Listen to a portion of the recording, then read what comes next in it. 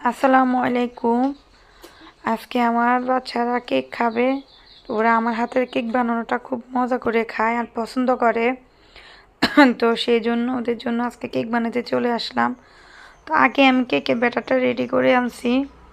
এখন শুধু আর কি তাপে বসাবো চুলার ভিতরে। তখন পাত্রে দিয়ে দিচ্ছি আর কি।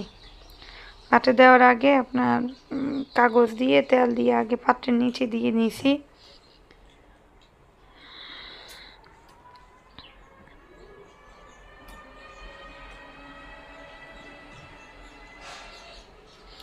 এবার আমি কিছুতেই বুঝতেছি না যে আমার গলা ভাঙাটা কেন যাচ্ছে না।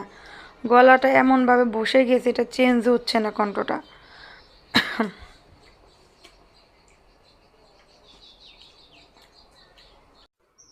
এই তো কেকটা হয়ে গেছে, প্রায় আমার 50 মিনিটের মতো রাখছে।